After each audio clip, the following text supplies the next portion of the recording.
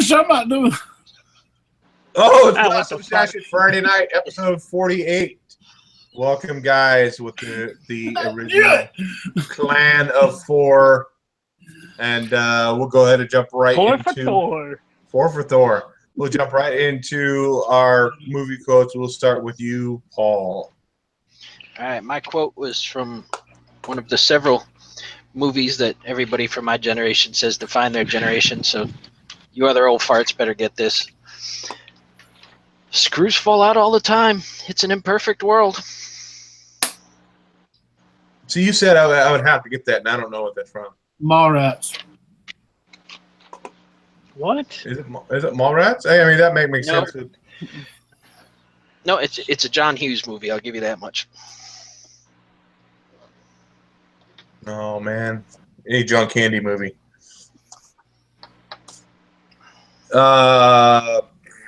There's Area 51 in the chat.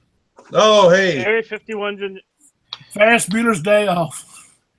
No, that's the other one that I think probably defined our generation. The Breakfast Club. Ah, yeah. Oh, it is Breakfast Club. Okay. Get the horns. Mike. You ready? Yes, I am ready. Maybe. Is it time for Shut Your Funko Mouth? Oh, not yet. No, it's time for the... All right, the quote. The Valkyrie at my side is shouting and laughing with the pure, hateful, bloodthirsty joy of the slaughter, and so am I. Jesus. I don't know, but I want to see it. Area 51 sent a message on YouTube. No, I sent him a message on YouTube. Oh, okay. Woo-wee! Mikey is tired.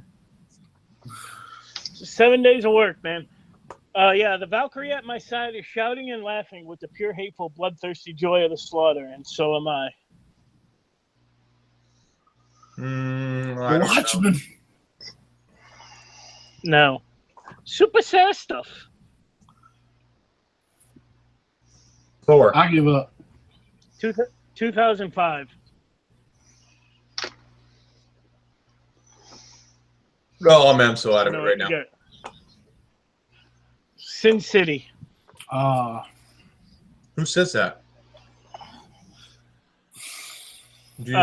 What's his name? Mickey Rourke. Oh, okay. No. Moving on. Yes, boss.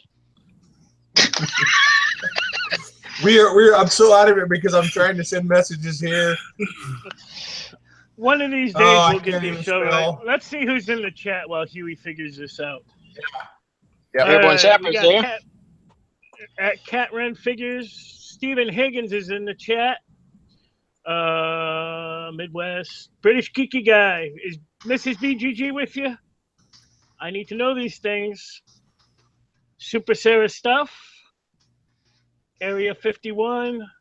And Airborne Sapper Comic Fan. And Mrs. BGG. Welcome. Okay, I guess since that you didn't kill enough time, Mike, we'll go ahead and go on to I almost just kicked Trinity out of the live show. Nobody likes us. So they're all seeing Guardians of the Galaxy right now. Oh, that's true. Yeah. Okay, go ahead, Jeremy. This is not a comic book movie, by the way. Come on, Cletus. You're walking over, but you're limping back. That's the clumps, isn't it? The nutty professor. Come on, Cletus. Maybe, BGG says Mrs. BGG has read so many comics this past 2 weeks. You might have to have her on the show. Maybe. And mine, since it's just the top of my head and it's related to a book we're reviewing tonight, make you a goddamn sexual Tyrannosaurus. Predator. It's Predator. You are correct, sir. Okay. It's a Wonderful Life. It's a Wonderful Life? Yeah, I don't see Jimmy Stewart saying that. We're getting ready to jump off the bridge. No. Oh, it'll make you a sexual Tyrannosaurus. Yeah. Daddy, every time as somebody says that an angel gets his wings. Look, this is going off the rails completely. We're gonna jump. That's when you get 4 overtired guys on the show at one time. Yeah. We'll go ahead and jump into Paul. What's your first book this evening? Still waiting on Area 51 to get back to me on that. Oh. Well, since you brought it up, we'll do Predator Hunters. I like this book. There's only so much you can do with the Predators. They just come down, fuck shit up, and leave. But this sounds fun because it's the first time that I think the humans have actually hunted the Predators. So I think it's an interesting concept. And they got this group of badass people who've all killed Predators before together, and they're all going to go out and they're going to go fuck shit up. I like it. I will stash. I might have to find that book tomorrow then. I didn't get it. What? You didn't get that book? No. Okay, then we'll just pass you. Then go on right to Jeremy. I agree with Paul, man. This book was pretty great from the very first little bit there when, like, the dude and his friend was running through the jungle, and then the predator come out and it's like it like took his friend up, and his friend was screaming, and then like later on, like they kept on running because they knew their friend was dead, but like they heard what sounded like their friend saying the same thing he was saying as he was dying, and he was like, "We gotta go help him." And he was like, "You fool, that's not him." And then all of a sudden, the predator like throws their friend's head at their feet, and it like standing in front of them and like screams like their friend or whatever. That sold me. I was like, "This is amazing." Yeah, I thought this book was good too. I thought I had ordered the other cover. There's like a blue cover. Maybe that was an incentive cover. I don't know. I thought this was really good. It does have some backstory from each of the people on this team. They're trying to get the one guy. What's his name? He's got a weird. I hate that cover. You hate this cover? The predator blocks everything. The words. Oh. Yeah, I definitely think I like the other cover better. I don't know why, if I just didn't order it or what it was. But they're trying to get him on his team. It's cool to see the Predators in other environments other than the jungle. That's I guess we saw him in the urban in Predator 2, if you want to call that part of canon or not. But it's cool because he's here as a soldier in the Middle East. He's in the Middle East, in the jungle in South America. So it's cool to see them in different environments. I think it gives enough on the characters prior to them headed out. Even the girl in the team talked to her father and grandfather, been hunting predators for a while now. Definitely a stash. This is one of 5, and I'll be picking up the other 4 as well.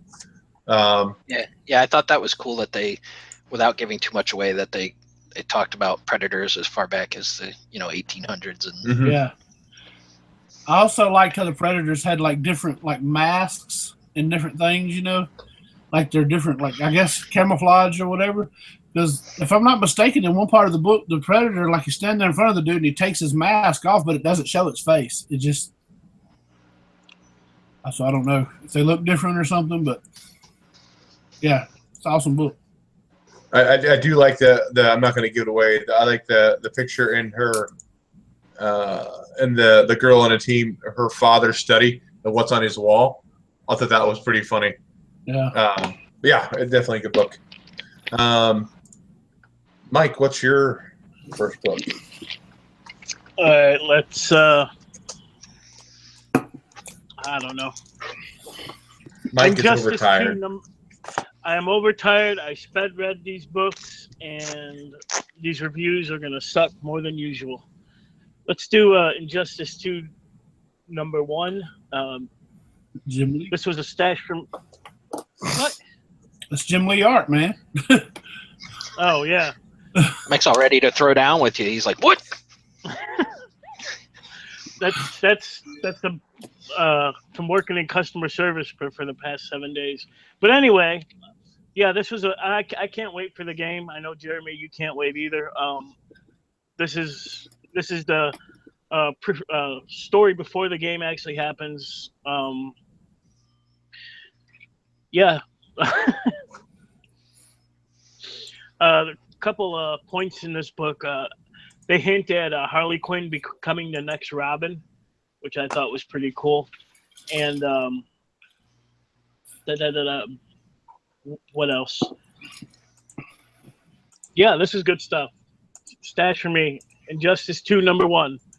Sped read that thing. It's really good. I read it. I read the digital. You know, that's one of those that comes out digital before it comes out print. And like they put it out digital here a while back, and I read it. It was pretty good. I'm liking it. It's Tom Taylor does the writing on it. Same guy that's doing All New Wolverine.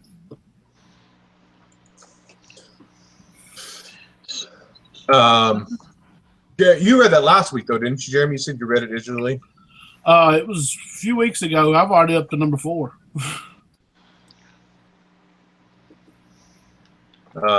Sending a message. Super Sarah said she can't wait to play either. And I got the Picard facepalm because I said I'd be much rather play the new Call of Duty than Injustice on our little private chat. So Well, we all can't beat Jeremy's. Speaking of Injustice 2, though, Mike, you know, today they dropped the DLC. Did you see that? Yeah, Red Hood, Starfire, or is it her name? Starfire, and Sub-Zero, then the Black Manta, and somebody else. I think I know who the characters are, but we're not going to go off on the road. Starfire. Damn right, I mean, Starfire? She's sexy as hell. Chaz is a Starfire fiend. Yeah. Okay, Jeremy, what's your first book? Well, let's just go ahead and get after it. Batman 22. I know Paul doesn't like the book, but I really loved it. I will say that I did kind of get emotional seeing Bruce Wayne meet as dad for the first time since that alley. So, yeah, call me sappy if you want to, but I loved it. I mean, if you hadn't read it, I'm not going to give away it. Some of the stuff that they did tell, like just pertaining to the button. But yeah, stash for me. I won't give too much away either, but I did like the interaction between him and his dad. You know, and they become a fairly good team. You know, it's pretty awesome. Just boom, they both put their hoods on and they start kicking ass. And you know, it sucks when Batman leaves though. His dad doesn't come with him. I mean, that's the only thing I'll give away. Which I mean, that I think that'd be a cool. Maybe I don't know if maybe an Elseworld title or something like that, to where it would have Thomas and Bruce Wayne be in a team and fight crime together. It'd be really cool. Cool book. It's a stash for me. I wish the story would progress on a little more. I wish it'd have a little more content to it. And I know it's maybe more of a slow burn leading up to this big reveal, but most people know, I think, pretty much know what the reveal is going to be. But it's a stash for me. Paul? Contrary to Jeremy's opinion, I did like this book. I thought it was great as a single issue. I thought the whole interplay between him and his dad was awesome, and I think it's something that a lot of people are going to remember for a long time. But like Dave, I think it did very little to advance the whole storyline of the button. I mean, there were one or two things, but for the most part, it was 3 straight issues of, holy shit, stuff is going wrong and we don't know what's happening. You know, I'd like to see that advance a little bit more, but since the focus of this issue was on the interplay between him and his dad, I'm fine with that. It's the 3 issues as a whole that I don't think advanced it enough, but it is a stash for me. And it's only a 4-issue mini arc, isn't it? Yeah, I think so. So they're going to have to pack everything into that one issue. Yeah. Not necessarily. I think it'll still continue to play out in each of the stories. It's just it won't be called the button. The reverberations will be felt throughout the rest of the DCU, I think. Mike, what do you think of that? Yeah, I think DC's doing a good job. I mean, just dangling that little piece of, Dr. Manhattan in front of us and just dragging us along for the ride, milking us of all our money. But this was a stash for me. I think it was good. I think they're doing a good job. So. Oh, before I jump into our next book, you want to give us an update on the chat? We have 17 viewers right now, Mike. Yeah, we got Jock Yo in the house. Uncanny Kyle Waka. Comics Unlimited just jumped in here. I saw Rebel Comics jumped in here. And that's all I see that's new. Jock Yo said reverberations of what?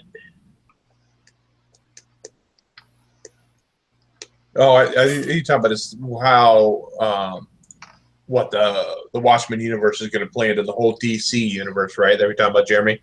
Yeah. Okay, let's jump into my first book. I think I'll do one that nobody else read. Who's this by? I forgot. Dynamite Comics Group. So this is Hero Killers #1.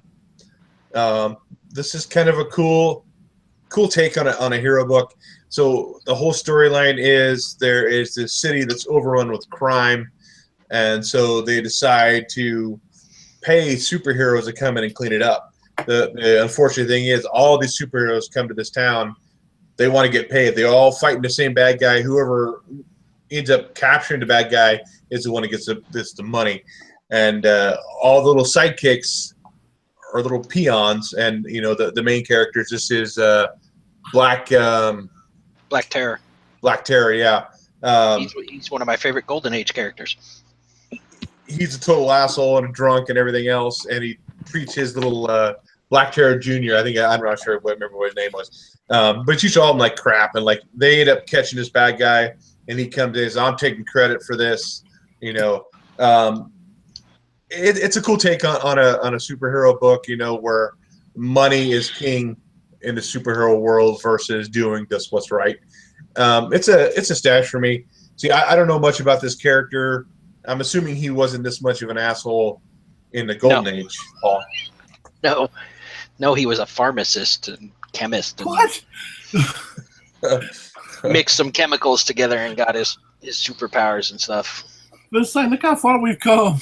They had pharmacists as their superheroes. We got Batman and Superman and Wolverine. And I will mix this pharmaceutical. Well, it was essentially like the Flash's origin. You know? Yeah. Let me see. Either characters maybe you might know from the Golden Age. Let me see if I know it. Let's see their names. Yeah, the Black Terror. That's that main character. But yeah, it's just kind of interesting to see how it plays out and how the sidekicks are getting spit on and everything else, and how they want to have their 5 minutes of fame. So that's a stash for me. Anybody else read? I don't think anybody else read this one. No, but now I want to pick it up. Sounds pretty cool. Yeah, I'll pick it up. So there's the Black Terror. He comes back from capture. He says, "Get me my Tuesday hooker. I know it's Wednesday, but God want my Tuesday hooker." And he's all drunk and puking everywhere. It's definitely a humorous take on it, but it had a very serious twist on the end of it. So it's a pretty cool book. And there's the cool spread for the Betty Page book. If you haven't ordered that, make sure you order Betty Page. That's why you bought it, isn't it? I just ordered those 2 Betty Page books the other day. So Don the Comic Book Junkie is in the house. What? We got some people we haven't seen in a while. We have Don hasn't been in a while. Kyle hasn't been in a while. Rebel Comic. Rebel. We haven't seen Rebel in a long time. So okay. Welcome back, guys. What is your second book, Paul? Dun dun dun! Pick of the week. Pestilence #1. I definitely love this book.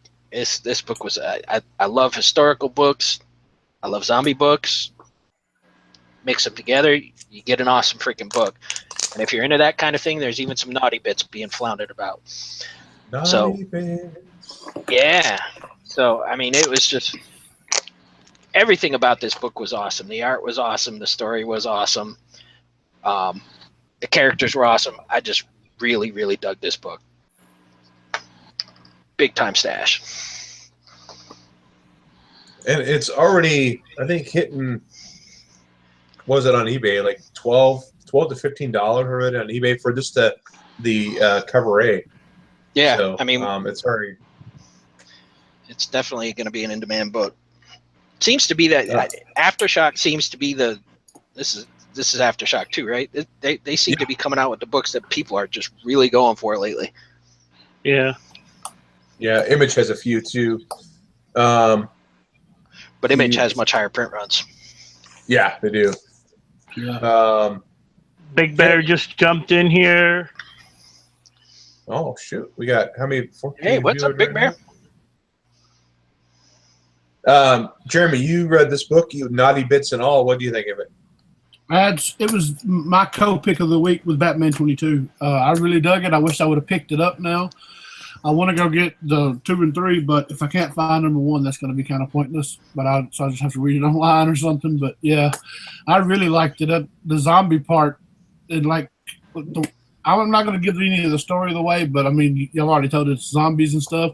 The way they go about it is a totally new take on that whole thing. Because I mean, at this point, there's pretty much nothing you can do with zombies that hadn't really already been done, or at least we thought it was, and now they've come up with this. So yeah, I dig it.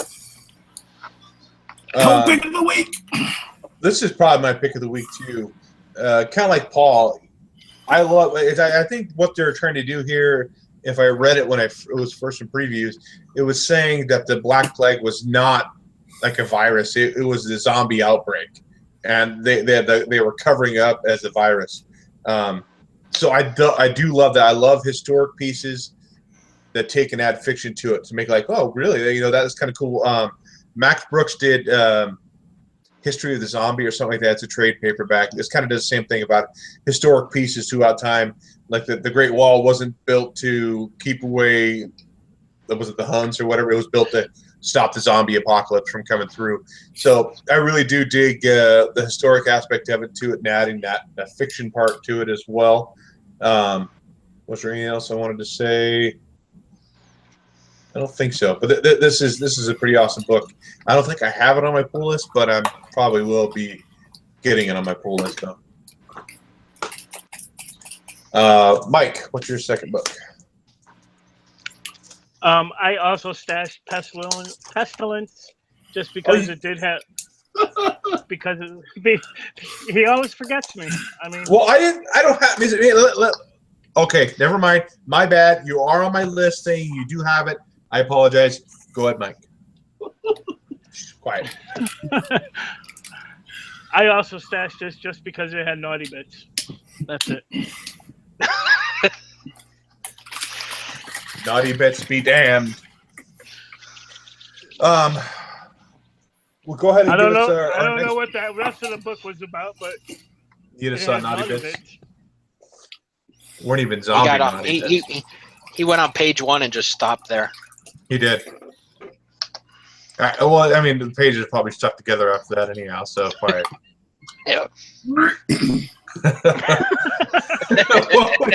that intentional, Jeremy, or did you just happen to do that? Oh, man.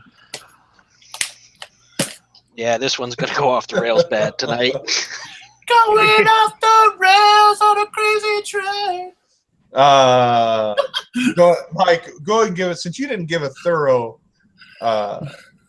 review of that book other than a Naughty Bits, why don't you give us your next book? Naughty Bits. Bane Conquest, #1. Ooh. I had high hopes for this book. I love Bane. But it was just shitty. It's like the story's been done 1,000 times before.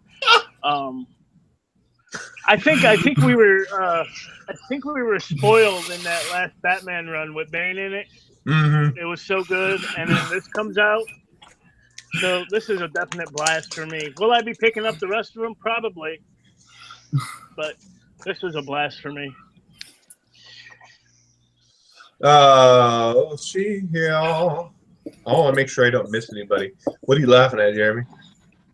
You're not laughing. Nothing. Oh, I'm sorry. Well, go ahead. Give us your review, Jeremy. Turd of the week, man. I love Bane. This book, not so much. It sucked, dude. Yep, that's right. Blast for me. So everybody that says that I hate Marvel and I'm a DC fanboy, I'm blasting a DC book right there. Bane Conquest sucks. I mean, who drew Batman or Bane and Batman? That Finch guy? David Finch. Yeah, Finch. Finch guy. Yeah. Now what? Now whoever draws this motherfucker. This is the guy artist who drew Bane the first time. I know, but he should have traced his work. Did he have a traumatic brain injury before then? This one?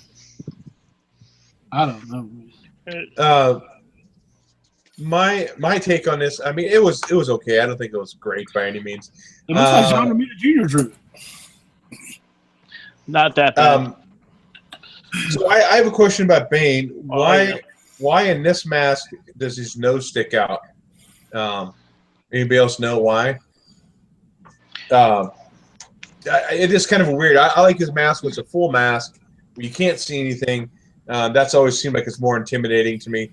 I did like that Zombie and Bird and Trog. I think his name Trog is in here as well. So all those characters that were from the Night's End or Night's Fall, those characters are in here. I thought that was really cool. I do like the interaction where he's talking about, he asked if he named his drone. He says, so you named something else of yours? I told you that in private. Yeah, I love that line. That was pretty funny. It seems to me that they're trying to make Bane the anti-hero, similar to what Venom is. He's a bad guy, but yet they want him to be trying to be good because he's kind of doing the right thing. He's protecting his island from this boat coming that's potentially going to attack it. So I don't know. I'm probably like you, Mike. I don't know if it's the best book in the world, but I'll probably end up getting all 12 issues. And they do have that teddy bear that's kind of like, maybe when the last stuffing falls out, it's kind of like Beauty and the Beast. Maybe he actually turned into something. Yeah. Speaking of that, we have a viewer that I haven't recognized. I've seen in here before. Toy Box RC. He said he never knew Bane had a teddy bear, and I believe there's a story behind that bear. Actually, I don't know it, but wow. Just make sure you go. I just do our channel on the sub onto Toy Box RC too. Go check him out. And I just got music going. What is your take, Paul? Did you read Bane, right? Yeah. Paul. I started reading it, and I got about as far as the fucking teddy bear in the jar, and I said, "What the hell am I doing with my life?" And I noped out of it. I could go no further. But you got past the bare naked Bane, the naked butt Bane. You got past that. Kind of, sort of. I mean, I just kind of was like the same page. I was skimming at that point, and then I saw a fucking teddy bear in a jar, and I said, "Nope, no, I'm too old for this shit." Where's Jesse at? I bet you he knows the story behind that bear. Yeah, I definitely agree with you. Co-turd of the week. Co-turd of the week. What'd you think about Mike? Mike started the damn thing. Oh, did it? God dang it, dude. I need to take better notes. Well, you said it. Hey. Good Lord, man. Hold on a second. Let me put a note in my phone. Shut it! I can't. Note in your phone. Dave's a moron. Take better notes. Reminder. Shit. Just that kind of night. I agree with you. I think maybe even you said it, Mike. Here I am quoting Mike, and you're the one who started shit, and I didn't think he did. After reading that Batman book with Bane in it, it's really hard to stop and take this one seriously. Yeah. When the other Bane was so badass, and this one's just, it seems very cartoony type of Bane. And again, too, the mask doesn't do a whole lot for me either. I wish the mask was the full face mask versus that nose and his mouth sticking out. I think that's a little weird looking. Because if you think about it, man, I mean, if they put that Bane on them pages with Tom King's words in Batman, it wouldn't have had the same effect. Toy Box RC is Area 51's other channel. Oh, it is. Okay. Sweet. Logged into both channels. Watch this. He's giving us 2 viewers. Balling. Better give us 2 thumbs up. He said that channel should bore you to death. Good to know. So will Bane. Don't buy it. So. Okay, so then Jeremy, I guess we'll go with you. Okay. Let's go ahead and do. Hold on a second. Let me write something. J for Jeremy. Go ahead. Let's go ahead and do Superman 22. Am I the only one that read that? I think so. I think so. I have it, but I haven't read it yet. Okay, we'll definitely get on it and read it because I didn't do it, but I wanted to put this as a 3-way tie for my pick of the week because it picks up right where the last 2 books left off, where Batman's missing, and then Damian and John and Superman went out looking for him, got to fighting that big giant squid thing, and now they're missing. And Lois goes out looking for them. The big tree's on fire, and like she goes to the neighbor and all this kind of stuff. And she goes to the town and she follows this chick. I think it was the same chick that the Frankenstein was after. And she follows them down to this like bunker or whatever. And they've been watching her whole life, and like they know like the secret identities of John and Clark are like fake.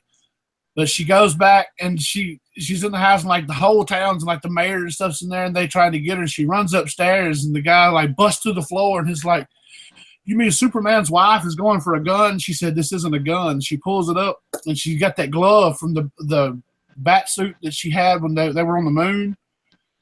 And she starts Iron Manning around, like shooting them and stuff. And she goes out, and like that glove's beeping the whole time, and it calls the Batmobile. So she basically like driving the Batmobile, man. It's amazing.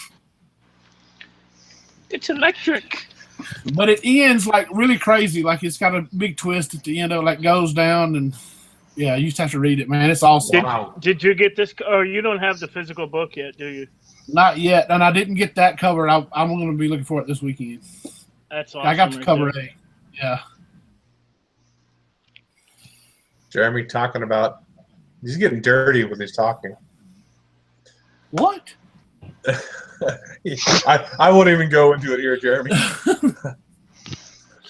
you got to have a horrible mind like me. You got to reside in the gutter like the 3 of us. Yeah. Really. I probably wouldn't have to say anything. You probably know what I'm talking about. My next book is The Damned #1. This is by Oni Press. I don't think this is the first appearance of these characters. I think it's when I was looking it up, they had some other books, The Damned, that looked very similar to what this story was like. I don't know if you know, Paul. I know you read this book too. This is only $1, which with the one reason, kind of one reason I bought it too. But it's actually a pretty cool story. It kind of ties together like 30s to 40s gangsters with demons. So it's a pretty good read. Fairly long too, but it's definitely, I think, a stash for me. I'll be picking up at least the next issue to see what's going on with it. Looks like Cullen Bond wrote it. Cullen Bond and Brian Hurt. Go ahead, Paul. Yeah, this was a stash for me too. It's an interesting story. I mean, it ties into our whole historical thing, like you said, with the gangster aspect and that. I thought his curse was really cool. Yeah. Without going into too much. And I don't know if this ties into their other stuff. This is the first Oni Press book I've ever read. I mean, I've known they've done stuff before, but this is the first one I've actually picked up. But I'm interested to see where this goes. So it's a stash for me too. Yeah, I'm looking to see. Oni Press is out of Portland, Oregon. Let's see. Dark Horse is already up there, and Image is moving up there as well. So it's cool to kind of live in a very comic-centric state. But I digress. What's your next book, Paul? We'll go with my other co-turd of the week, Youngblood. Ugh. If the best thing you could say about a book is that it has Rob Liefeld art, you've got a problem. I don't think I need to say any more than that. The entire first story, which Liefeld didn't do, I had no freaking idea what was going on. I was just like, what? And it just made no sense to me. And I guess it had reasonably good art, but I mean, I just had no idea what was happening, and I didn't have anything. I didn't know who any of the characters are except for a couple of them when they showed up later in the book. And I guess I just didn't have anything invested in it. It wasn't that big a thing to me. So, last. Mike? Yeah, I'm gonna go on the opposite end and say I loved it. I like the app that all the new superheroes are using whenever they need help and trying to locate each other. And I like seeing Shaft at the no jokes with the Shaft thing. Like seeing Shaft at the. We would not do that, Mike. We're very mature adults here. Not on air, anyway. We're talking about Shaft. What's that? Not that Shaft. Yeah, but I man. This Shaft. Oh yeah, I used to love Youngblood back in the day, man. So I did like seeing Shaft. I mean, that was cool. Shaft and Bedrock or Badrock. And what's his deal? He's turning into the Thing or something. Yeah, he's got some kind of disease. That's why he was playing strapped something, to that Jeremy? machine. Oh, What? never mind. Never mind. Go ahead. Sorry. My I'll explain in a minute. Sorry, Mike. Go ahead. Dave, Yeah, you need to just be quiet for the rest of the show.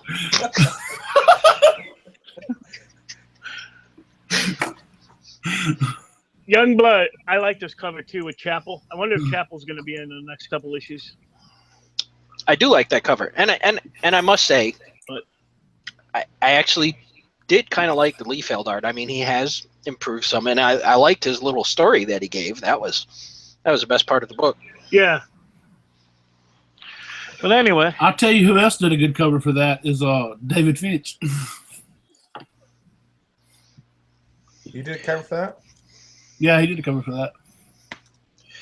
The Liefeld one was the cover swipe for Inhumans, wasn't it? Inhumans #1? Yeah. Oh. Yeah, that's the David Yeah. Finch one. Hold that up. Let me show that again. Is that Finch? Yeah. Oh, I guess it is Finch. Oh. I didn't know. That's the Yeah, David Finch one. that's definitely Finch. But look, no feet. Well, he is. Ferris Liefeld. Yeah. I haven't read it yet, and I really didn't want to pick it up after everybody else was talking in the chat. So, oh, what a crap book! And I'm like, God dang, I have to pay for it. I don't. I didn't want it now. But I don't know much about the Youngbloods. I know wasn't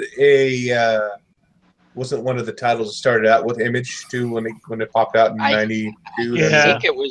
I think it was the first issue that actually came out with the Image I think it was too. logo. yeah.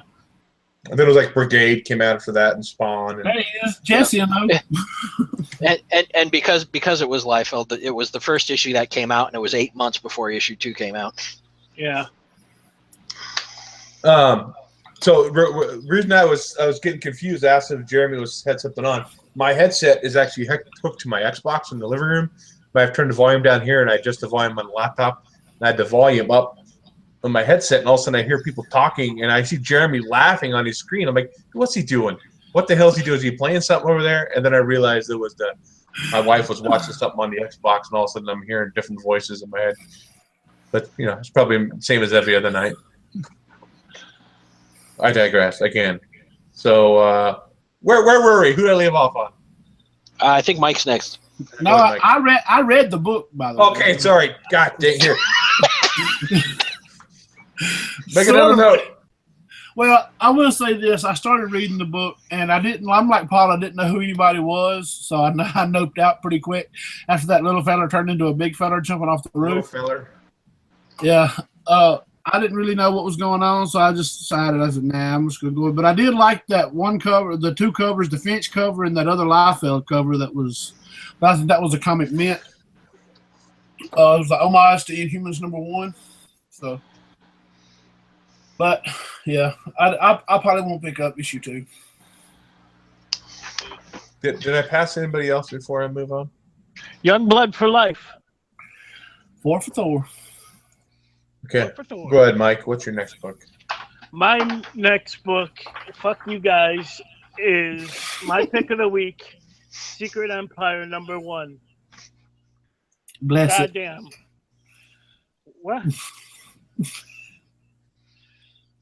This is a thick ass book for right here. I don't know how much it is. $4.99. It is long. This actually takes place long and thick, man. Long and thick.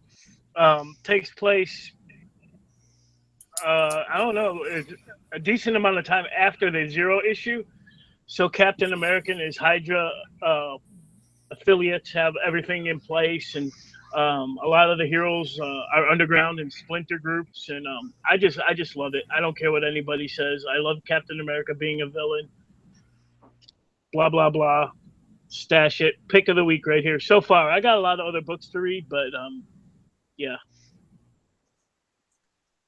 Jeremy was the other person who read it, but he decided to go off to Funko Land. I'll probably try to pick up that book tomorrow, I guess, because I don't know why my LCS didn't have it. I mean, I would think they would, that'd be a book that would sell fairly easy.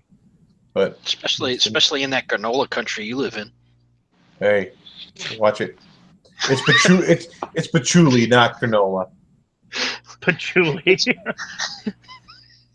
Just no words. No words. Well, since Jeremy decided to go off to Funko Land, the only other book that I have that I read this week, and nobody else reads them. I know Mike picks them up, but he doesn't read them. I know Havoc reads them. I think he read this book issue, Walking Dead 167, Certain Doom. Pretty sad issue. I mean, if you've seen any of the YouTube videos, they give spoilers away about this book. Major character dies, one from almost the beginning of the book. So, pretty sad book, but, it moves into a new era. Walking Dead's never been shy of killing off main character. So Jeremy, real quick, so would that be a key issue right there? If it's, I don't know, or death. Oh, I guess it's a good question. Did anybody in the panel or anybody in the chat consider a death of a character a key issue? In the superhero world, no, because people always come back. And Walking Dead, yeah, I mean, it's not going to be as much as a first appearance, but deaths can be. Right. And Walking Dead, when you're dead, you're dead. Yeah, that's the thing.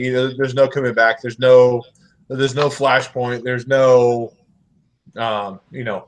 Lazarus pit. So, yep, you're gone. You're gone. Which issue is that? 167. 167. 167. Jeremy's gonna go out and buy 5 copies. No. Oh, really, Jalen? You read that and you said it was about damn time? Now, I can see that in the character from the TV show. Couldn't stand her on TV, but she was pretty badass in the book.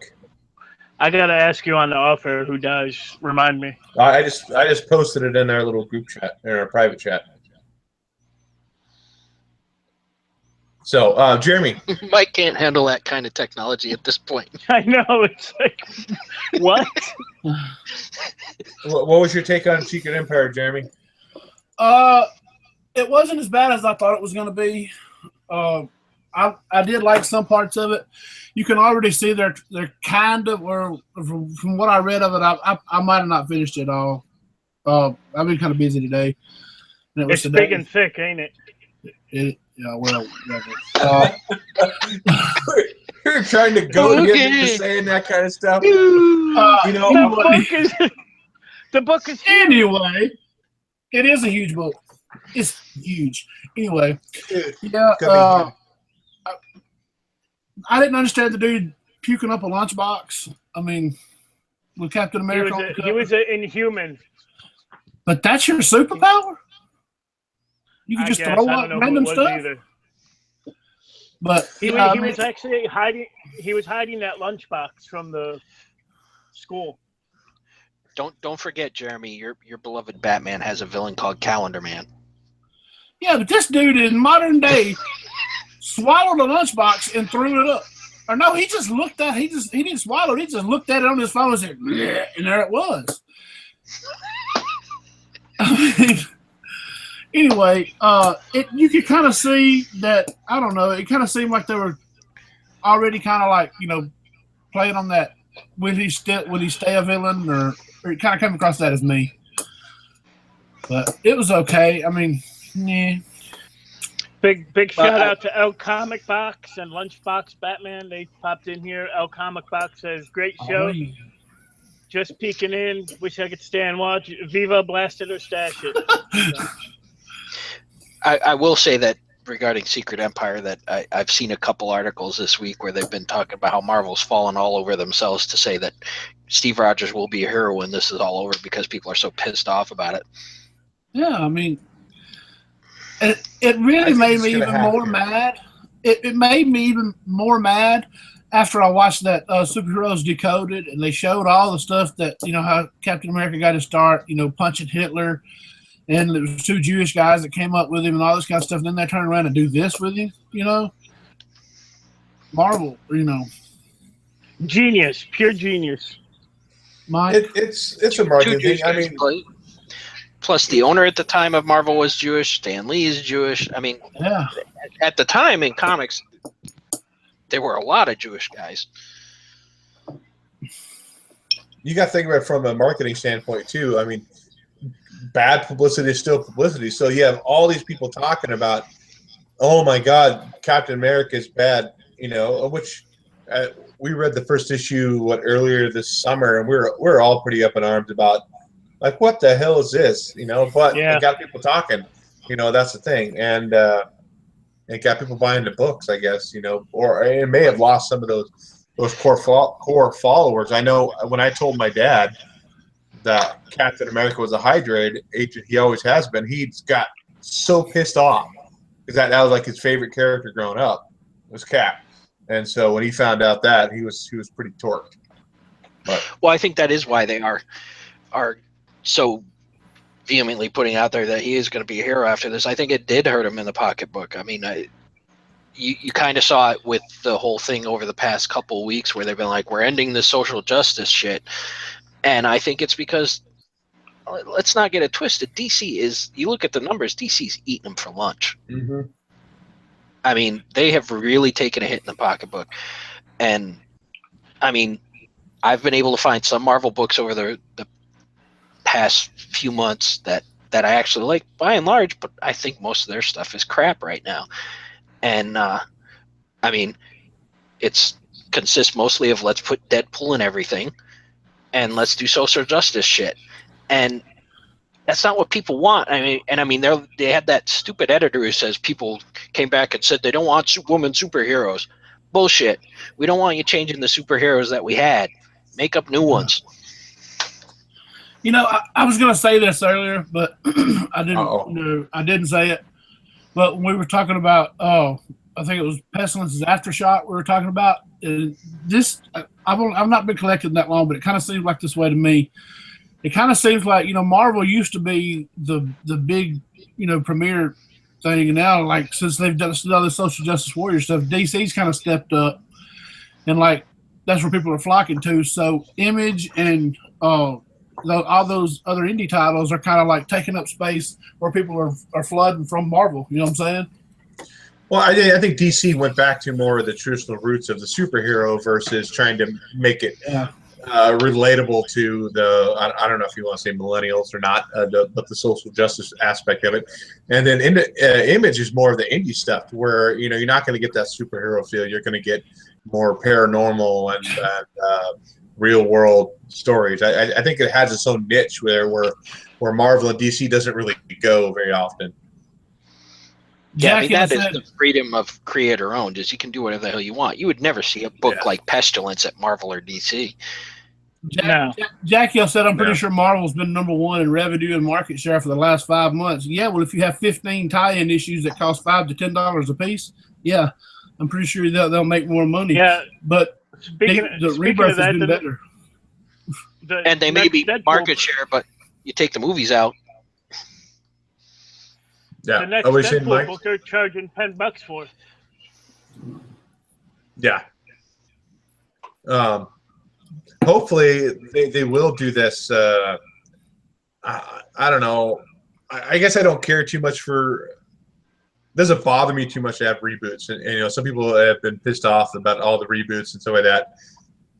I don't know. I mean, if you're looking at it from a collector standpoint, as in trying to get may have a return on your investment, so to speak, or you're looking at it from just a reader. I think you're looking from a reader standpoint, this shouldn't make a difference at all. To me, I'm not a fan of reboots, but I would rather have a reboot any day than 4 event crossovers every year where you have to buy 90 fucking books to get the whole story. Mm-hmm. And see, what I don't understand is Marvel, their books are the same as as big as DC's is. They charge $5 to $7 for some issues. DC, the highest you'll pay for one of their books is $4, unless it's like a giant special or something. You know, like that one that's kicking off Dark Days and the Forge and all that kind of stuff. It's like a big book. I think it's like what, $11. But that's the highest I've seen on it, and it's like over 50 pages, I think. Well, if you look at that from the money standpoint, DC does have some $3.99 titles. Those are the monthly titles, but you're still paying $2.99 per issue. That's twice a month. So you're paying $6 a month for a DC title. Yes, you're getting a few more pages, but I mean, yeah, but I'll pay that $6 a month when I think the quality of the art and story is better than what you're getting from Marvel. Yeah, I mean, definitely. Marvel, you can tell which books are done by their good writers and their good artists. I mean, like I've said before, I think some of their titles are hiring from a community college. And I think a lot of that has to do with the fact that creator-owned books have become such a big thing. I mean, you know, creators don't want to be locked into. I mean, they have fun doing the company-owned titles, but when it comes down to it, they want to be a creator and they have their own ideas. Like even in the Youngblood book, you know, when Rob Liefeld did that story and he was talking about, he said, you know, when he first went to Mark Gruenwald and showed him his portfolio, it was full of the Youngblood characters. This is shit he came up with when he was 14 years old, you know, and when they came up with the idea for Image, he said, now I can finally do this. Yeah. I mean, if you want to make another comparison to like older books and newer books, I mean, you can sit down and read through pretty much a modern title 5-10 minutes, you know, depending on, you know, what it is. You know, I sat through and read through this the other day. It took me a good 20 minutes probably to read through this book. You know, it's just a lot more story to it, you know, and I just wish you'd be able to go back to that, you know, have more story and less ads. I'm a huge fan of the EC horror books from the 50s, and those are some of the wordiest damn books you'll ever read. Mm-hmm. But I mean, the stories were written by people like Ray Bradbury and shit. I mean, it, you know, legitimate, you know. Not to mention, you get art from big time writers.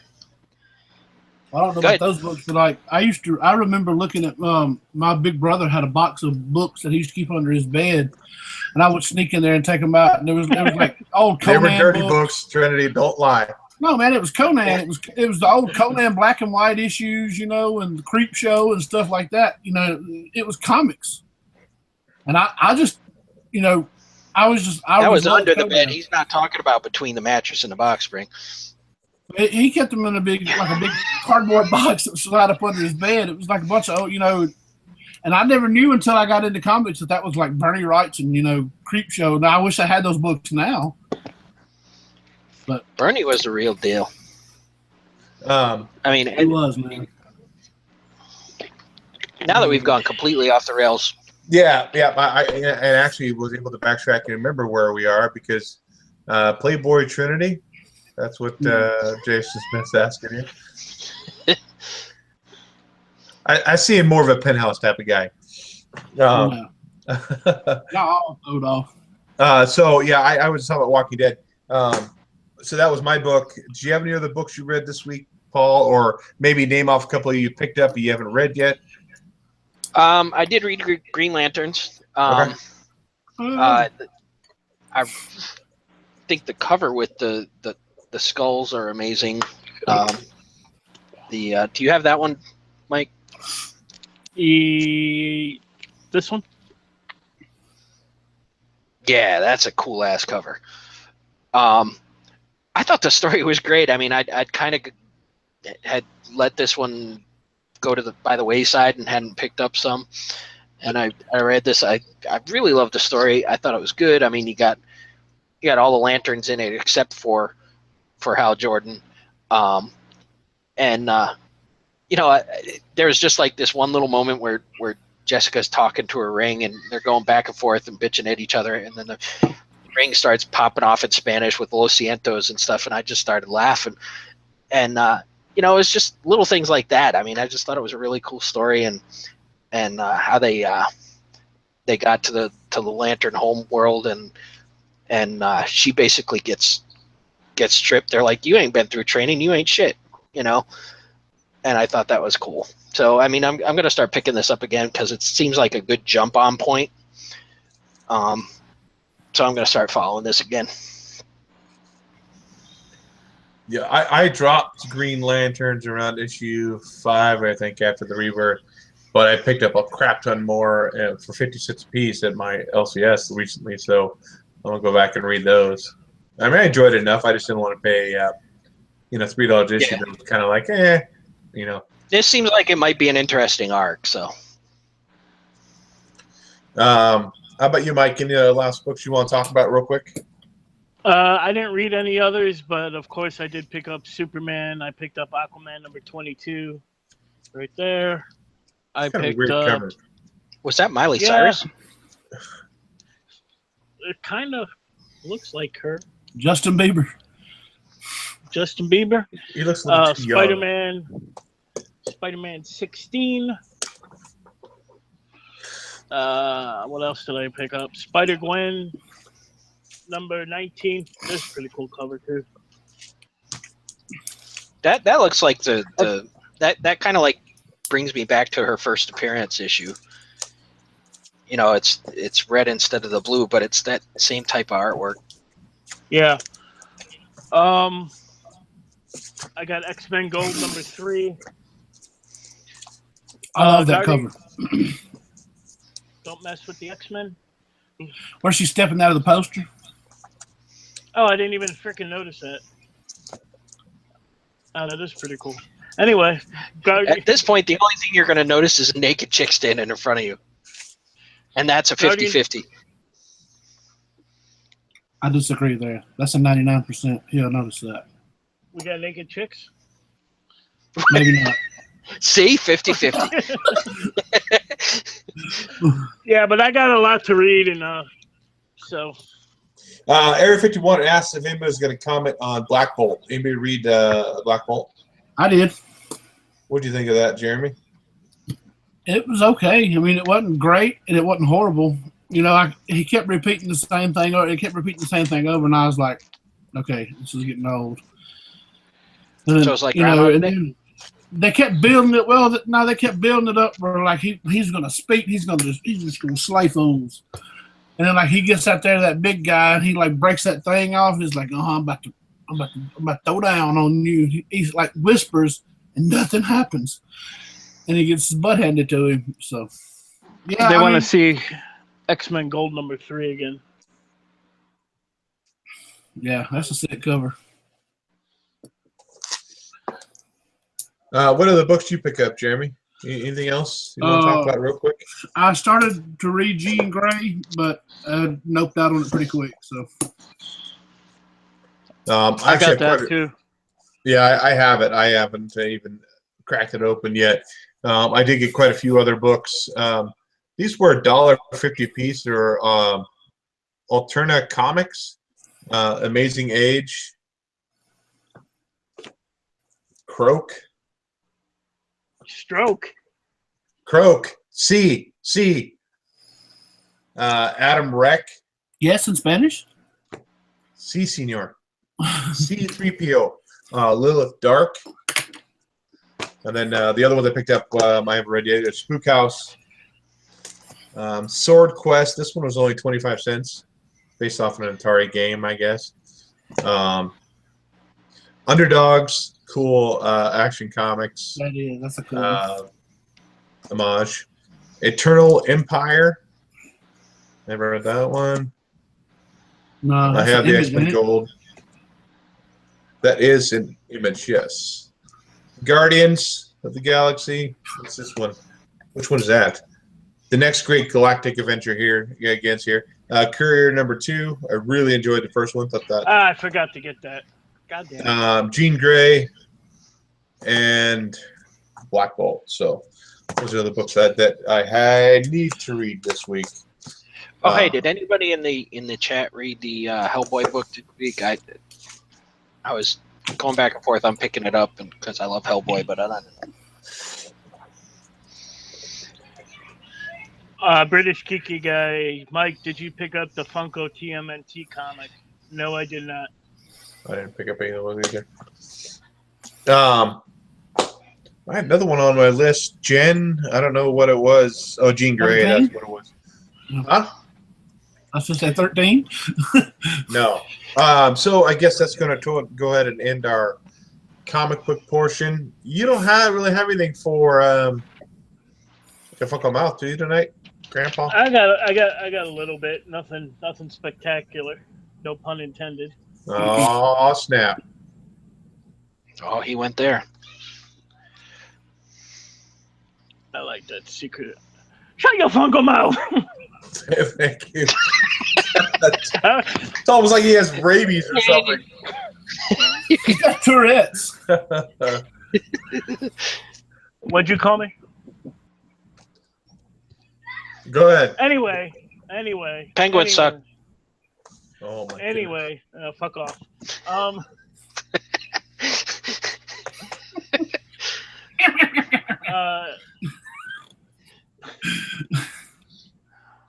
right. Oh God! People are watching 4 people implode. Next Legion of Collectors box was announced. I'm sure everybody's going to be jumping on this one. It is the Batman the Animated Series. So that's going to be awesome. I don't know what's going to be in it, but that's your next Legion box after this Wonder Woman. Oh man! Wonder Woman. They got some new Rogue One pops coming out. Like there wasn't enough already. They got a young Jyn Erso. Her dad, Galen Erso. Now I'm gonna fuck this name up. Wee-T Sayubi. He's that little alien with a machine.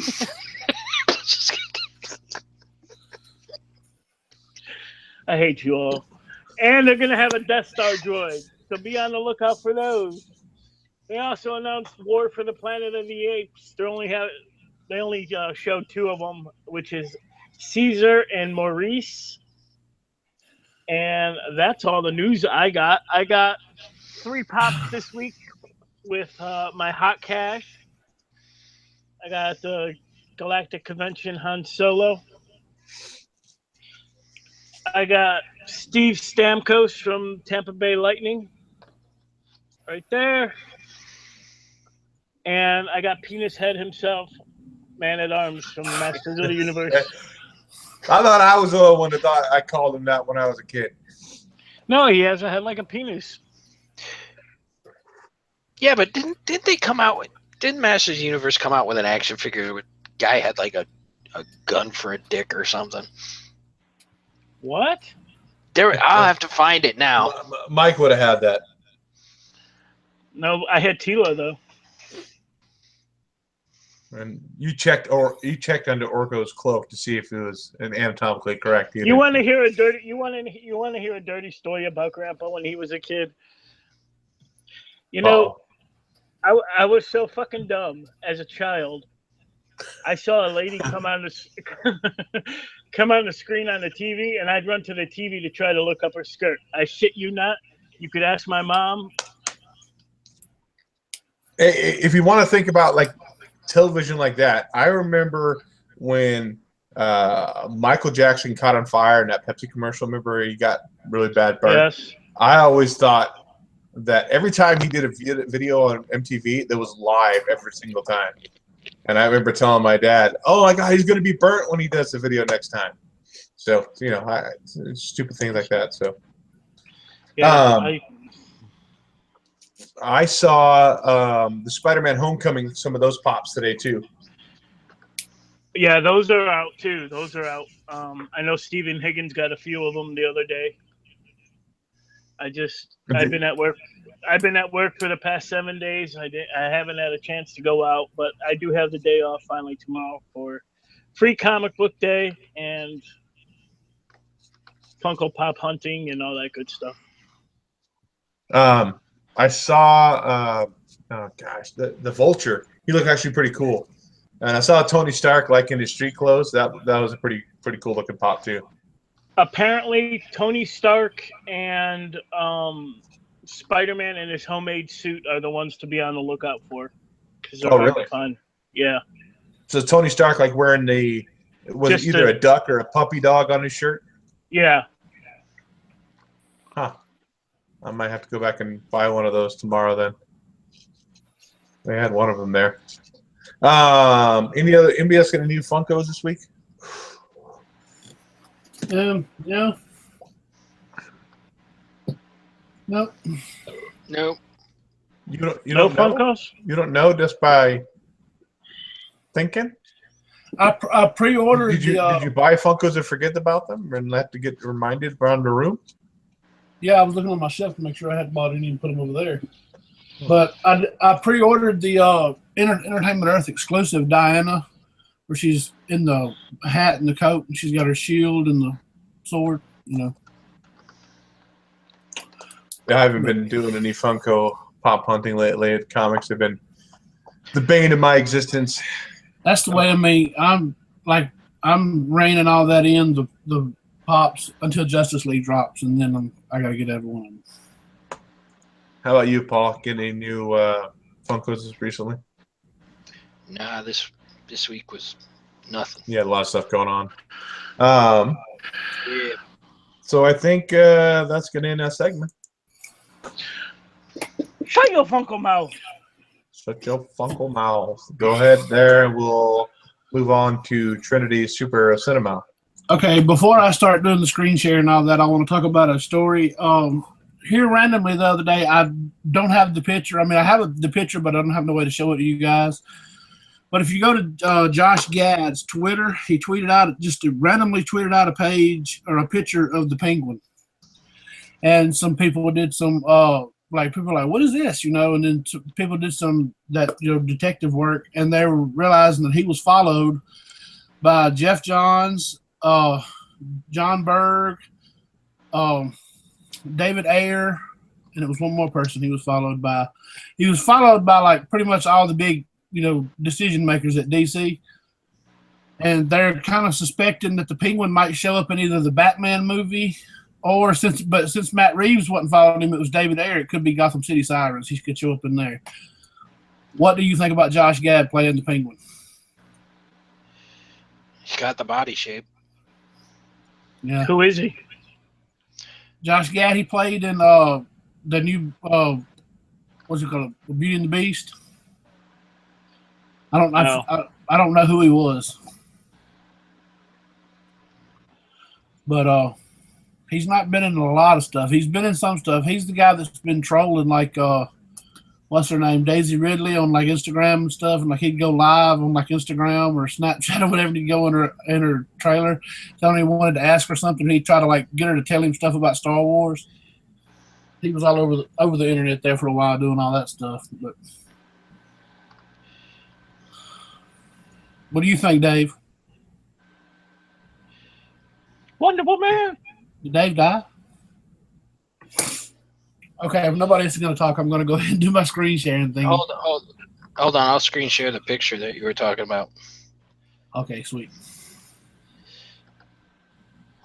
probably get us a DMCA fucking ban or something. But no, it's on his Twitter, I think. So.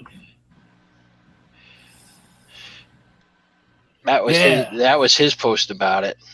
Yeah. And then on his Twitter, let me find it. Someone posted a picture of him as the Penguin. Oh, really? Yeah, this is relatively new. Wonder Woman. Break it down, Mike. Wonder Woman. What's going on?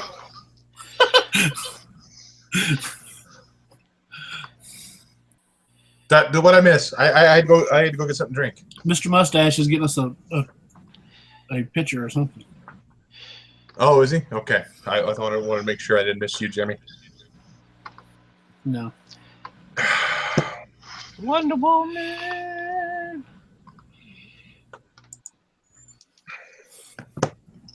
That's a picture that someone posted. Oh, I could dig it. I don't know if I can handle Josh Gad as Penguin. Man, I don't know either, but I mean, if they just treat the character right, I mean, it's better than that crap they got on Gotham. See, now I really like the one on Gotham. Yeah. I hate Gotham. I mean, I just think that's not the Penguin to me, unless, But, I mean, some people like it. It's okay. I mean, it's just a different take on it all. For me, I just don't understand it. I think the villainous Penguin is far more entertaining than the humorous one. Yeah, Danny DeVito. I don't like Danny DeVito's Penguin. Okay, I'm going to start my screen share. So, our first story is Wonder Woman director Patty Jenkins has revealed plans for a sequel. That's right. The movie ain't even here. She's already talking sequel. She said, I'm excited for her to come to America and become the Wonder Woman we are all familiar with from having grown up around her as an American superhero. Jenkins told the Toronto Sun, I'd like to bring her a little farther along in the future and have a fun, exciting storyline that is its own thing. Wonder Woman 1 is so much about her becoming the person she is. I can't wait to spring forward with who she is and have another great standalone superhero film. What do you guys think about it? Can I see the first one first? Yeah. Well, I mean, I kind of agree, but I mean, I think it was pretty much always in the plans for her to be like a more than one kind of title, right? Because I think the first one's going to do well enough that a sequel is going to be necessary. I do too, because let's go ahead and go to early reactions. Compare film to Captain America. A tweet posted by John Shaw, president of Theater Management Associates LLC, calls Wonder Woman exciting and entertaining in every way. Shaw is certainly an authority in movie business. His Twitter profile lists Kentucky-based executives' credits, which includes motion picture consultant, film buyer, theater manager, film distributor, and marketing company. Shaw doesn't say where he screened Wonder Woman, but with his credentials, it's pretty safe to guess that he caught it at a film exhibitor screening for theater owners. And this is what he said: Wonder Woman exciting and entertaining in every way, great special effects and characters. Here's a summer blockbuster as good as Captain America, and he put $370 million. So that's how much money he's. They can compare it to the first Captain America. They better not compare it to Winter Soldier, because I think that's the best Marvel movie so far. I agree. That's my favorite Marvel movie. But we pretty much established. You guys think it's going to do good? Wonder Woman. I think it's going to be the best DC movie so far as box office goes. I do too. Just because they keep talking about how much she was influenced by Richard Donner's Superman movies. So, well, here you got a character that's going to appeal to both sides, both sexes. You got a character that's going to appeal to women, the strong woman, independent woman. Then you also have the character that's going to appeal to the sexy woman for the men. So it's going to garner almost twice the audience, I would think. Not saying that superhero movies in general that only guys go to, But here you have a character that women can relate to even more, and I think it's even be more of a hit. But that's that standpoint. And we have to kind of point out Wonder Woman was the first female superhero. You know, even though she started her first appearance, she was the secretary for the Jazz. Yeah. Paul's dropping beer, party foul. All right, let's go on to the next one. Marky 316, this one's for you, buddy. I'm pretty sure you'll be happy. Aquaman movie begins production and reveals new logo. So James Wan tweeted out that's the production shot. Months of intensive prep have led to this. Here we go, day one. But here's a speculation for you that I also caught wind of, and I want to know what you guys think. Oh, we know what the shooting title for the movie is. Oh, yeah, Ahab. A lot of people are speculating that right there, we're like, that's like, where's that going to come in with Aquaman? But if you remember all the way back in Man of Steel, when he saves those oil rig workers and everything, and he goes into the ocean, like he goes into a door just like that, and he's engulfed in fire. But when he comes back out and he goes into the water and everything, it's just all of a sudden the next time you see him, he's on the shore. What if they go back and explain that Aquaman was the one that pulled him ashore? Because he was knocked out in the ocean. Maybe. I mean, I guess I could see it. But, I mean, for a standalone film, I don't think Aquaman's going to do very well. I think it's going to be a weaker title. That's just my personal opinion, just because I don't think Aquaman is lead character material. I think you're crazy. Jason Momoa is going to kill it. Jason Momoa is going to pull people in, and the fact that from everything I've heard, the villain is going to be Black Manta. Yeah, that's James Wan. You got a horror director directing Aquaman. It's going to be, just imagine what he can do with the dark depths of the ocean that's never been explored before. So, and there's the new logo that they come out. That's going to be the official logo. That's finished. But you guys got anything more to say about this one? I mean, I think Aquaman's going to be great. If just from the little whiff we got of how he's going to be in Justice League, that's got me excited. I mean, sure, he's not your blonde-headed, regular, comic book Aquaman. Because I think they're going for more of an Islander type feel. Because early test shots that they shot with him, that's racist. His hair was more bleached blonde, like a surfer dude kind of stuff. But if I saw fucking Momoa with bleach blonde hair, I would go out and kick cats or something, because that would just be wrong. No, I mean, it's not like bleached blonde. It's like sun bleached. Like your hair, like it'll be dark, but it'll be like a lighter shade because it's been in the sun. Like it'd be wrong, Jeremy. Is what I mean. It looks awesome. It looks awesome in the shots, man. I'm telling you. But anyway, we're going to the next one, and we got our first reveal of Steppenwolf in a Lego form. Let's see if I can stop the presses. Yeah, Lego's always dropping stuff, but if you can zoom in right here, I don't know. You see, he's gonna have red mother boxes. But look at there, this Battle of Atlantis or something like that, like an underwater set. And look at the Flash. That's what Kevin Smith calls toilers. He calls them toilers. When a toy released a plot or something from the movie, he calls them toilers. Okay. Well, sorry. Toiler alert. I didn't know that. But toiler alert, the Flash is going to be throwing lightning bolts. And that apparently is the Lego version of the Flying Fox right there. The Evermore Flying Fox. But, yeah. What do you guys think? You think Steppenwolf's going to be pretty awesome? I do. The Lego version? No, not Lego version. I have a hard time building a box with Legos, so. Okay, Dave, you're ejected from your own show. I have little ones, so my experience with Lego is stepping on the fuckers at 3 a.m. All right, let's go on to the next one here. Masters of the Universe is still happening, but McGee is not directing, and David S. Goyer is now writing it. Good. I can't accept anybody who goes by the name fucking McGee. Dude, McGee did what's that Ryan Reynolds movie with that gangsters? They're trying to kill that mobster with the heart.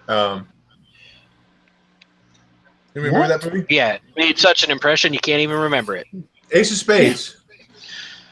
He He also did that shitty Terminator movie. Which one was that? The new one. Anyone after Terminator 2? The one that didn't have Schwarzenegger in it. The last one? No, the last one has Schwarzenegger. It was the one with the dude from Avatar in it. And that's right. And Christian Bale. Yeah. No. I mean, seriously, have a name, dude. Yeah. Well, let's go ahead and look at this one. First look at Stan Lee's set cameo for the new X-Men show. So Stan Lee's he's now started doing the TV cameos now. I don't know why I threw that in there. I guess because it's Stan Lee. That's just a mannequin. Excelsior. I think they had the mannequin for the photo ops in Dallas. Look dead. Anyway. Dwayne "The Rock" Johnson takes to Instagram to reveal plot details for Rampage. Not the Quentin Rampage Jackson story, the video game. No, 3 monsters break up buildings. Listen to it. Dude, this kind of had me like, I was like, what? Just listen to this okay. I head up an anti-poaching unit out of Rwanda. My best friend is a rare albino gorilla named George. Very bad people infect George, an alligator, and a wolf with a serum. All 3 animals grow at an unprecedented rate. Their size, speed, and agility and violent aggression is off the charts. They go on a deadly rampage and want to destroy the world. George not happy, me not happy. When animals like you, they lick you. When they don't like you, they kill you. I will hunt down the bad people who did this to my best friend, and when I like them, I will not lick them. This is going to be like a Plan 9 from outer space fucking shit show that I'm going to love. I was like, but look at that, dude. I mean, it's The Rock. I mean, that's what I kept thinking. I was like, that sounds horrible. But then you scroll down and you look at The Rock. Like, if anybody can make that awesome, it's The Rock. No, The Rock's oversaturated. He's the fucking freaking Deadpool of cinema. Well, I think I like him, but I do like him, but there's too fucking much of him. You want to complain about him? He just goes by The Rock.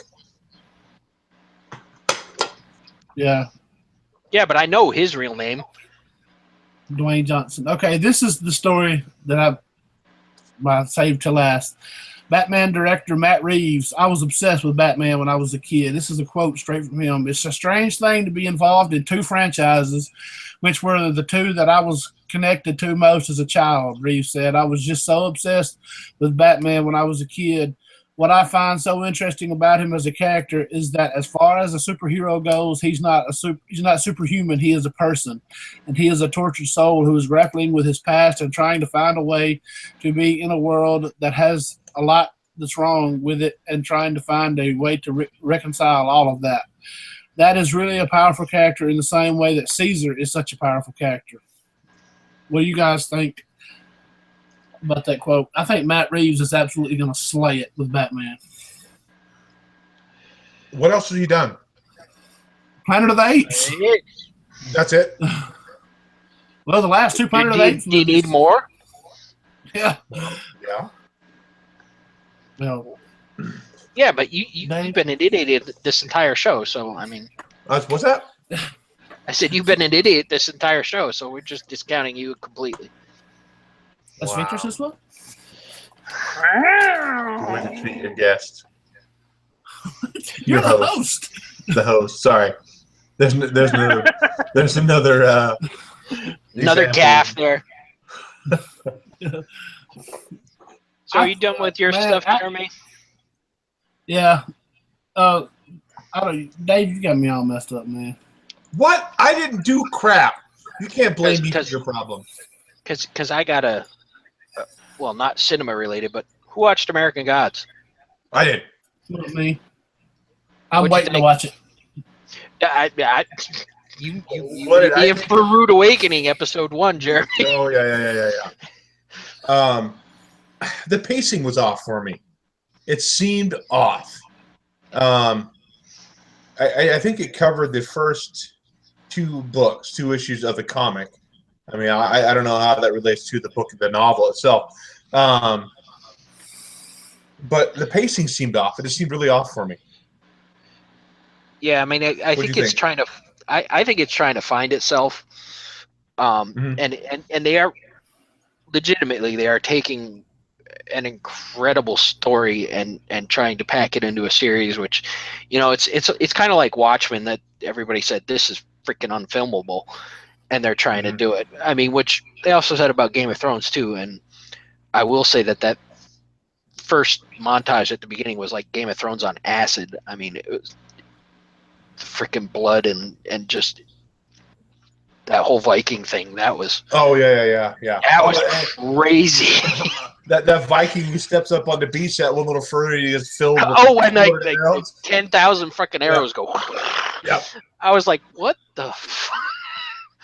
But yeah. I mean, I definitely want to see where it's gonna go. I think it's gonna grow into itself. I mean, the two guys who started the show, apparently, I was reading something this week that they met with Neil Gaiman and they were talking to him, and they were like, they've been huge fans all along. And he said, that's what I wanted. He said, I want someone who loves the book and just really got the book. And again, the scene that will probably make Jeremy never watch it again is, they said, that was the one scene that the first, is going to be the first thing cut from anybody doing this freaking show. The vagina scene? Yes. And they said, we absolutely have to do this scene. And they said, Neil Gaiman said, that was the moment that I said, these are the guys. Yeah, I wasn't sure. Like I said, I haven't read the novel. Have you read the novel at all, Paul? No, I've read a lot of synopsis of it and things like that, but I've never read the whole thing. But it's Neil Gaiman, so I mean, it's definitely on my list. Yeah, I've read the first two issues of the comic, and I was thinking, there's no way in hell that they're going to put that scene in the frickin' TV show, and sure as hell they did. I know.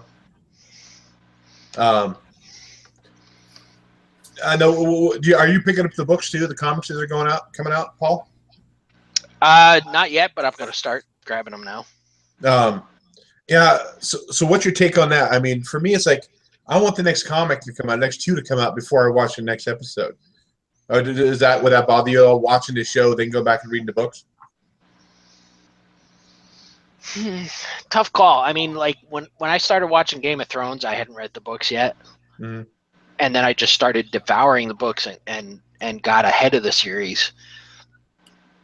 And in some ways, I think in some ways it's going to have to follow the Game of Thrones model, that they're going to have to deviate from the book to some degree. So it's either going to create a situation where you're like, wow, that's really cool, they did something different in the book, or you're going to, for people who are Game of Thrones fans and have read the books, you're going to get into that situation where you're like, where the fuck is Lady Stoneheart? Yeah. So Ray Williams? I think in a lot of ways, I'd probably rather watch the show fresh and then go back. Well, I mean, look at Walking Dead too. Look at what they've changed in that series compared to the book too. There are quite a few differences. Which, I mean, Rick has both hands. Yeah. It gives the writer or writers to go back and maybe potentially change something that didn't work in the original novel or the book. Who knows? I mean, it's one of those, I don't think there's no right answer to that. I mean, it's preference. It's more preference than it is a right or wrong answer. And I think just well, it may be different with the comics, but I know, like, when I read a book before I see a movie, I always get pissed off because they didn't have everything in the book. But it's a whole different medium, and you can't fit everything in a book into a movie. It's just, that's why I think for comic books in general, I think TV is a better medium, because comic books are episodic and TV shows are episodic. It's really hard to fit a whole story into an hour-and-a-half movie, you know? Yeah. The other two guys, their eyes are glossing over. They're staring out in space. They have no clue to what's going on. Yeah. I think we should probably just stop the American guy. Well, I mean, Mike's guys were glossed over before we freaking started, but one other question for the panel: who all watched the Defenders trailer? I did. You watch it? What was your take on it, Mike? I'm excited. I'm down. We know you're down, but what do you think of the trailer? So what is that supposed to mean? I'm down. What am I down with? We know you. We know you go down there. So let's just moving on. I thought the Iron Fist. You're gonna start making Jeremy fake puke again. I thought that was the Iron Fist in Defenders looked better than the Iron Fist in the show. That last scene of the trailer where he runs and like Luke Cage punches that guy, and then like Iron Fist comes run and jumps off the wall and punches the guy. I thought that was sick, but they had me from Nirvana, so. I think the best part of the trailer was when Iron Fist was like, "We make a great team," and Jessica Jones like, "Really?" He's like, "We got the devil of Hell's Kitchen. We got a bulletproof guy, and whatever the hell you are." Ninja, and she's like, blind ninja. Yeah, the blind ninja, a bulletproof guy, and whatever the hell you are. And she's like, classy. And that comes out pretty soon, doesn't it? This summer. I think it's summer. August. Maybe. Is it? I thought it was like June. No, it's August. August, yeah. I tried to get permission. Come on, we got Elektra in it, so I'm watching. The dead Elektra. Agent of Hand. Okay. Any other movie news or anything? Oh. Any stuff you want to talk about? Are you guys going to see Guardians this weekend? I'm not seeing it this weekend. I'm going to watch it next Saturday. I think I'm going Monday. I got to work. I got to work. Are you going to see it, Mike, tomorrow? No, I am going to my LCS, and I'm going to another LCS, and I'm going pop hunting. Pop hunting. Guardians could wait. You getting the free comic book day Iron Fist? If I see it, yeah. It looks awesome. I'm glad I didn't get the regular. I got this one. Okay, I guess we'll go ahead and close the curtains on Trinity Superhero Cinema. Any shout-outs? Paul is indisposed at the moment, sitting on a toilet or something. We'll go ahead and start with Mike. I just have one shout-out, and that is from Metal Nerd's daughter. She has her own channel now, The Awesome Adolin Show, where she shows off her collection and all this other great stuff. And Metal Nerd's got an awesome channel too, so go check them both out. I want to say he's having a contest right now. I don't know. There's a few of them going around, but who else do I want to shout out? Nobody. That's all I got. Trinity. I want to give a shout out to what's this? Tito from Kingdom Comics. Seeking Near Me Comic mentioned him in a video the other day, and I subbed him up, and I ended up going down the rabbit hole and watching every one of his videos nearby, and I was commenting them all, so I had to tell him, I was like, look, dude, I'm sorry, I went down the rabbit hole, and I'm just now watching these videos and had to comment, but it's because, you know, he was at Fan Expo at the same time I was, and I had no idea that he was there, so or even knew anything about him, or I'd have loved to met up with him. But seeing him, Seeking Near Me Comic. What did you say? I would have loved to have met up with him at Dallas Fan Expo. Get your head out of the gutter. Man, I heard something completely different. Yeah, it's because you wanted to, but yeah, well. Anyway, you got me all off my train of thought. Spidey Fan, Contender, and QB Comic Addict have got a giveaway going on, a pretty cool one. Over on their channel, it's like a free comic book day for a giveaway. You go check out that. Pretty cool guys. And yeah, that's pretty much it. That's all I got. Shout outs to everybody in the chat. Thank y'all for coming out and watching tonight. Even though when I started doing my movie stuff, it seemed like the chat died from what I come back to. It seemed like, but anyway, shout out to everybody that, especially all you that stayed. You guys rock. You were while we did this. You guys are staying to the bottom. What about that? What's that channel you were on the interview with? Oh yeah, that's who Dave messed me up. Reviews from the Batcave. I won a giveaway from them for their Batman 21, the lenticular cover, and they invited me on the other night. So go check out them, sub them up. Two great guys. Maybe one day I can make it over to Pennsylvania and go check out the Batcave because it looks pretty awesome. Now wait a minute. If you're coming all the way out east, you're not going to Pennsylvania. You're coming to see me. Well, yeah, of course. Then he has to go to that armpit called Virginia Beach. It'd be worth it to meet up. This place. It'd be worth it to meet my boy Mikey. You need to come back out here. Then we'll go to Pennsylvania, and then we'll go to Pennsylvania together. Because you said they were in the Pittsburgh area, right? Yeah. All right, it's a plan. Isn't that about where Chaz is too? I don't know. They had me on over at their channel though, doing an interview. It didn't really last long. We had some technical difficulties. The comic guy just hopped in here. Hey Eddie, what's up, man? Who's Edie? Oh, Edie. Did you blame me for messing up your train of thought again, Jeremy? You did. It was you. Well, you are an attractive man. I know. I get that a lot. No. Paul, do you have any last minute shout outs or anything else you want to say? Hang would suck. Them there's fighting words, boy. Well, Eddie the comic guy said he's got shingles. How's everybody else doing? Oh man. Wow. I hope that's a joke. I'm sorry, I cut you off, Paul. You hate the Penguins. What else? No, just thanks everybody for showing up. And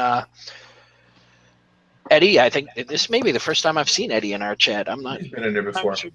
Has he? Yeah.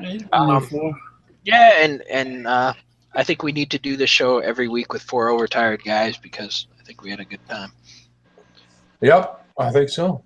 Yeah, I keep getting messages on my damn phone. Won't shut up. Okay, so I don't think I have really shout-outs this week.